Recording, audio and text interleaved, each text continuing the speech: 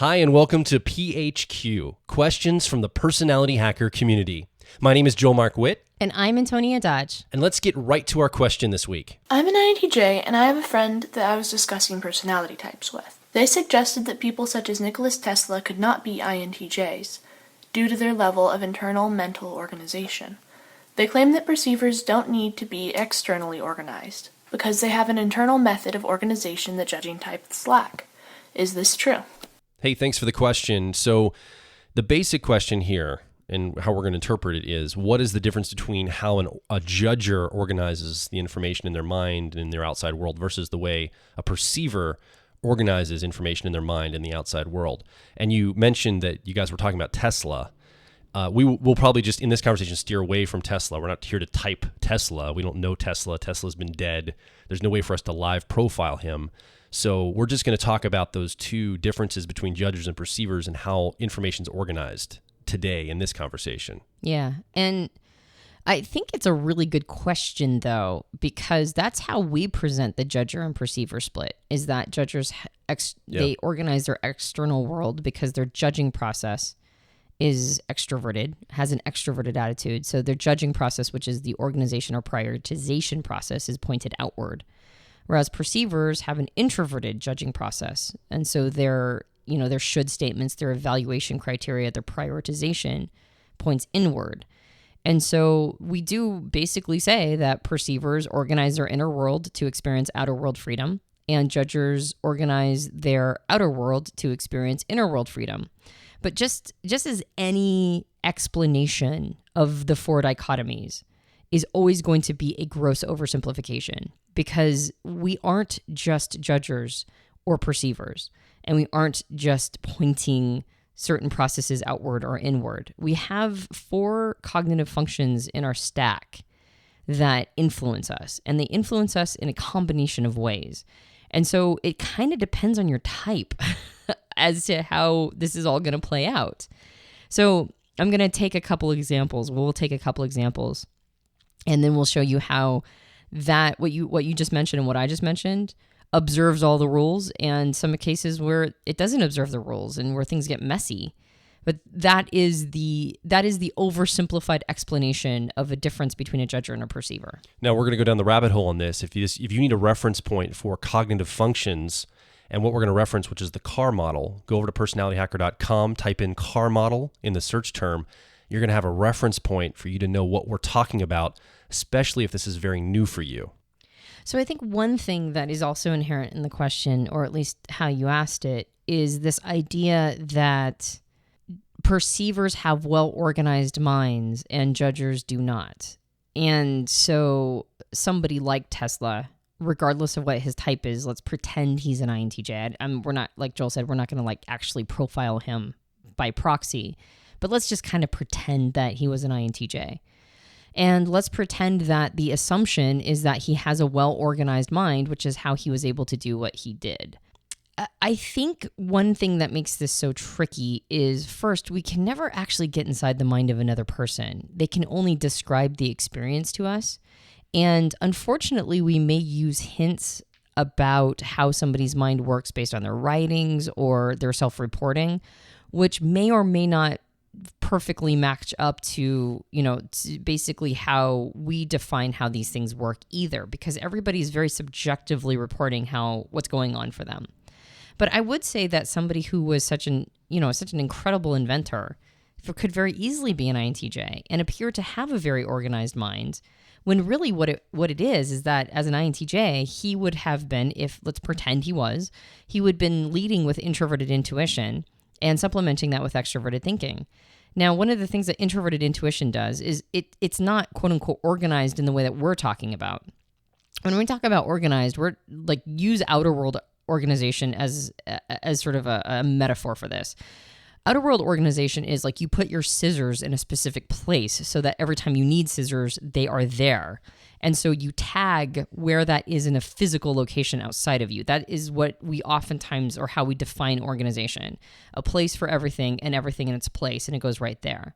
But that doesn't mean that if you say, put your pen down in the outside world and that's not its designated place. You haven't organized your house to accommodate pens in this one place, but you set your pen down and then later on you come back to get it and you remember that it's in that location. That, that's something that wouldn't be called organization in the outside world, but it's still a piece of a piece of data. If you see pens, right, it is still an object that can be accessed very quickly because you just simply remember that that's where that went. So when we now sort of create a photo negative of that and put it inside of our minds, a person using introverted intuition or introverted sensing, which is what all judges are going to use as their perceiving process, it doesn't mean that their minds are organized in the way that we're describing organization if they can grab pieces of data quickly, right? That doesn't mean that they have these well-organized minds in the same way that putting your pen down and then remembering you put your pen there and grabbing it doesn't mean that you have organized your entire world to accommodate pens being in that section or that area of your house.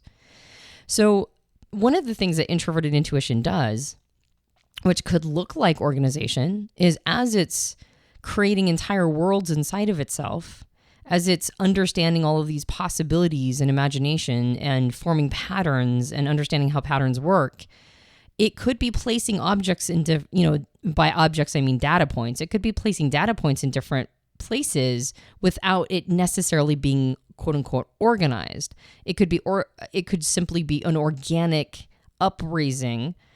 Sometimes people call this like a mind palace or something to that effect. And I think of Tolkien, who I suspect was an INTJ that created all of Middle Earth in his mind. It was this really fleshed out, beautiful imagination of a world that could have existed, but it was all happening inside of himself. And it wasn't necessarily organized. It was more organic. It was more of something that just sort of grew inside of him. Like watching a movie unfold almost inside of his mind. Yeah, exactly. Again, we don't know how Tolkien experienced that, but that's our guess. Right. Well, I mean, considering just how much of Middle Earth was inside of him, he could write the book Silmarillion, and that reads like the Bible. I mean, it's so fleshed out, the world is. But it feels like it more sort of grew inside of him. And he was able to run lots of simulations in his mind around this. This was a massive simulation. If a person is, say, an INTJ and they are an inventor, one of the things they could be doing, which could appear like organization in the inner mind to somebody on the outside, is that they could be running multiple simulations at all times, determining which path is the most likely path for success. And then they would take that projection of reality, that possible scenario, that the simulation that won out, and then they apply it to the outside world using extroverted thinking or effectiveness, and then they have an invention, right? Because their imagination either played out in the outside world the way that they imagined it, or it didn't. And so it goes back to the internal drawing board, and then they run another simulation or another set of simulations. And as they run that set of simulations, one wins out because it is the most likely scenario to play out to its end. And then it gets, once again, it gets played out in the outside world through extroverted thinking by actually creating it and discovering if it works. This is why INTJs as inventors tend to be a lot less resource hoggy when they're inventing because they're running the simulation internally and then in a more resource conservative way than they're playing it out in the outside world. Whereas say an ENTP, which is my type, it leads with extroverted intuition, which is, inventing things in the outside world, having freedom in the outside world to invent, like not just running simulations in their mind, but actually like in a metaphorical way, throwing spaghetti against the wall. ENTP inventors tend to be they're like resource hogs. They'll just use a million different parts and they'll let things break and they don't care. It doesn't have to be precise. And what they're doing inside their mind is they're cataloging every single experiment that happened. And then they are internally organizing that. So an ENTP would use introverted thinking, and that is organized in the way that we describe organization, only put inward. That just like there's a place for everything and everything in its place in the outside world for judgers, it is very similar for perceivers when they're figuring out prioritization inside of themselves. Now, understanding how introverted thinking works is a little easier than, say, introverted feeling, which we'll get to in a moment. But introverted thinking is grabbing all these data pieces and then creating whatever for the individual is the most, like the best organization process for them personally.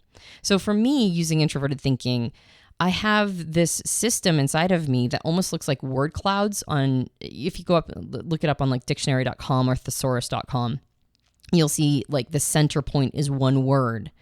And then it flays out, like there's these lines that go to all these ancillary words that are related. And then lines will go out from those with words that are related. And for me, when I'm using introverted thinking, I'm focused in on a portion of that cloud, that word cloud. But instead of words, think of them as data points. Think of them as pieces of information that have a lot of other pieces of information that are related to it. And then that flays out to other pieces of information that are related to it, creating this huge matrix of data. But every single piece of data has a reference point. And if I'm looking for a piece of information, I just go and I can't find it for some reason. I just try to get to a reference point that's similar to it. And then I just keep tracking it back to its closer and closer and closer reference points, or all the related reference points until I get to the piece of data I'm looking for. So it would almost be like in the outside world looking for a pair of scissors and then knowing where every object is because you have this yarn piece that I've attached yarn to the piece of scissors. And then I have a tag on that yarn that says scissors. And so I just follow the piece of yarn to the scissors. And that's how my internal world is organized. And it's going to change depending upon what kind of perceiver you are, or like which, just as an individual, your internal organization is going to look a little different depending upon who you are. But for a perceiver, their inner world is highly organized. Every piece of data that I'm looking for as a TP is very close to my fingertips, or will be there. I'll be at that piece of information very quickly. I don't know if you've ever had this experience when you've walked into someone's office, and typically this happens with a perceiver. They've got like a stack of papers on their desk, and you might say to them, "How do you know where anything is?" And they go, "I know exactly what papers are where in all these stacks." And you're like, What are you talking about? It's completely a mess. The room's a mess. All your papers are a mess. All the stuff on your desk is a mess. But what's happening for that perceiver often is in their mind, there's a cataloging system of where those things are in the room. Kind of like what you're talking about, the yarn to the scissors. In the physical world, it's not that the perceiver is completely messy in the physical world. It's not like they're messy to the outside observer. It might look messy. There's stacks of papers. There's piles everywhere. But oftentimes in the mind, they know exactly where that one license plate renewal form is, for example, because they know they need to take care of it. And so that's tagged in their head. So it's almost like they have a map in their mind of where things are in the outside world. So there's extreme amounts of the outside world doesn't look organized to the observer, but the outside world can be very organized inside the mind to the perceiver. So if you think about a judger, reverse that. We're talking about somebody who's an inventor, who on the outside world has everything very organized. And those things in the outside world can be trigger points often for the internal organization. So it's not like their mind is like cluttered and messy. It might look that way when they're talking. They might be rambling, or they might forget their train of thought if they're interrupted. An INTJ might be on a track of talking. You interrupt them, they lose their track of talking. That's why they rely on these external systems to help organize the inside world. So it's not like they organize outside and the inside is just a mess. It's just all over the place. They have internal organization structure. It's where they rely, what anchor points are they relying upon for the internal organizational structure? And oftentimes for a judger, those are external anchor points. Those are things like a filing system, or keeping the desk clean, or organizing all the icons or the folders on a desktop on your computer in categories. It's to anchor, that's where this goes in my mind. It's almost an external organization of that. And then just reverse that for perceivers. For a perceiver, their desk might look messy, but the organization element, it doesn't look like it, but they have elements tagged in their mind of where things are on that desk. So I think this is a really interesting way to see how this shows up for both. It's not that one is messy and the other's chaotic. It's that they're using one to help organize the other. I mean, that's such a good point. Man, Joel, that was so good. I used before INTJs versus ENTPs, and it's almost easier to understand how things are organized for TJs and TPs because we're talking about things that are not emotional. We're talking about like data pieces or actual physical, tangible objects or resources. So it makes it a little easier to understand because when we think of organization, that's usually what we think of with organization. With feelers, it works differently. The kind of organization that extroverted feeling or people who are FJs and Myers-Briggs use is different because it's more organization based on human need. and responsiveness to what's going, like, because human needs are in flux all the time. So extroverted feeling doesn't have as pinpointed an outer world organization system as extroverted thinking is, because extroverted thinking does like to set and forget if at all possible, and humans accommodate the system. Whereas with extroverted feeling, their organization is more responsive to human needs, so the organization itself has to be in flux. But it still is organization in the outside world. They're trying to set up systems that can accommodate multiple different people over multiple different scenarios, so they can stay organized in the outside world when people are completely unpredictable. Right. For an FJ, it's like, it's maddening, but also they understand that's how you get people's needs met. As an FJ, you have to organize your world to accommodate the chaos that people bring. Yeah, because that's what people are. They're chaotic. Right, exactly. That's why FJ organization requires more maintenance than TJ organization does, because it has to be more responsive to the moment. And then with introverted feeling, or FPs, the way that they organize is different than the way, say, TPs organize. I just explained how my introverted thinking data piece is organized inside of me. But for FPs, they're organizing feelings. And how do you organize feelings? And that's why oftentimes we use the word alignment, because it's less about specific places where you set feelings, and it's more like organizing a concept, or like creating an inner map of your emotional experience. It's like an inner boardroom for all the different parts of you that speak up and say, hey, I want this. No, I want this. And you're like, wait. Hold on, everybody. Let's get some organization to this. Let's get some chorus to this. Let's not just have all of us trying to go over the place. Let's organize the voices so we can prioritize what is the most important for the context we're in. That's basically how a introverted feeler is organizing what's going on for them. All these different voices are popping up, and they all feel so legit. They feel so real. They feel so authentic because they are part of you. They are authentic voices. But is it the right time for that voice to be expressed? Is it the right time for that core value to be expressed? Is it the right time for that to be implemented? And so for a introverted feeler, you're in the process of inside of yourself, always working on organizing the priority of when this should come out, or when this should be appropriate as far as how you feel about something. Right. And I would say for FJs, for extroverted feeling, this harmony process, it is much more of a collaborative organization for them. They organize how they do things and see things and show up in the world based on other people. And so there's more of a consensus element for the FJ. The FJ is looking for, make sure that things are in harmony with other people when they organize whatever it is, if it's objects or how they feel about something or how they think about something, their own inside internal metrics. It's all around, how will this relate to the people around me? How can I create a concert in the outside world? So just like those voices on the feeler perceiver on the inside, the FJ is sort of doing that on the outside with the people around them externally. Yeah, exactly. And I think that's one of the easiest ways to understand introverted feeling, actually, because that was something that's really difficult for people to grasp, especially in context of organization. How are FJs organizing, or like you said, herding cats in the outside world to make sure everybody's needs get met? We'll just slurp that into the self and understand that the self is filled with a lot of different voices and agendas and strategies. And like you said, it's a boardroom. It's like an internal boardroom, which probably is not really going to resonate with a lot of FPs, but it really is creating an internal consensus. That's why we use, again, the word alignment, because it's about listening to all those voices and trying to herd the internal cats. How about internal tribal council? Would Ooh. that resonate with more FPs? Definitely. You're in your like sweat lodge tent and you're organizing everything by your internal tribal council. I think that would probably be a lot more palatable to a lot of FPs. Some FPs not so much, but most FPs I think very much so. So it's this matter of there's internal organization for perceivers, but it looks different, for each person. And there's external organization for judgers, but it looks different depending upon your personality type. But you're actually, but would you'd agree that you're actually organizing both? It's which are you using as your primary way to do that? That's exactly it. Because when we look at type dynamics in our cognitive function stacks, when you look at your cognitive, where it fits, in your stack, and also which ones you're using, I'm an ENTP, but my tertiary or 10-year-old process is extroverted feeling or harmony.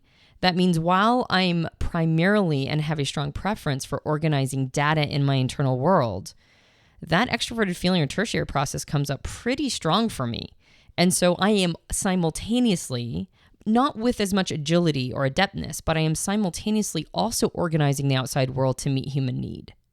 And you, as an ENFP, you have a preference for and more adeptness at introverted feeling organization, which is that tribal council within you. But you are also simultaneously organizing the outside world using extroverted thinking. And so I think it shows up a little easier for EPs and IJs because our decision making, our judging processes are in our auxiliary and tertiary positions or co-pilot and 10-year-old positions. But the same thing is also happening for people who have them in a dominant and inferior part of their stack or their driver 3-year-old. It's just going to be less conscious for them, whatever that 3-year-old process is. So all people are doing all of these things all the time. That's what makes it so complex. And depending upon which functions you gravitate towards and which ones you've been told to make stronger or weaker and where you're at in your personal development process and whether or not you've really developed that co-pilot process or whether or not, you're too much in your inferior or whatever, it's going to show up a little different, which is why it's so difficult. I mean, we make these statements, judgers organize in the outside world so they can have inner world freedom and perceivers organize the inner world so they can have outer world freedom. Like that is the rule that gets broken all the time. That is how it works, and we are individuals that don't always follow the rule. So let's take the original question. Let's talk about Tesla. INTJ, right? If he is pretending we know his type and we pretend his type is INTJ. If that is the case, yeah, no, he is a judger, so he's organizing the outer world in order to have inner world freedom. That said, he's also running multiple simulations in his mind, looking for the simulation that plays out to the end. Then he's going to very conservatively, create this possible contraption in the outside world to determine whether or not it works. And he is also simultaneously organizing the tribal council within him as his tertiary process using introverted feeling. So he's also going to have inner world organization with his tribal council and how he feels. And then also he's going to be using all of this outer world stuff as reference points to be able to pull on that information or those feelings that are being organized internally. So while you could say that about a judger, it's not as simple as that. There's a lot going on at the same time. And I think that's what makes all of this so fascinating is that when we try to fit ourselves into the system, we struggle because the system is it's a map, not the territory. It is trends, not axioms. They are ways of understanding how the patterns of people work, but that they don't acknowledge the nuance until you get to the individual level. So on an individual level, it's not like all bets are off. It's just you have to understand the unique individual in order to see how these trends play out. The trend is going to play out in the individual, but how it plays out, how it's manifested in that individual is really what makes everybody so complex and so unique and so, so kind of amazing. But by the same token, until you get to this level of understanding the individual, it's hard to superimpose the rule onto them and go, no, you can't be this type because if you were this type, it would look this very black and white way.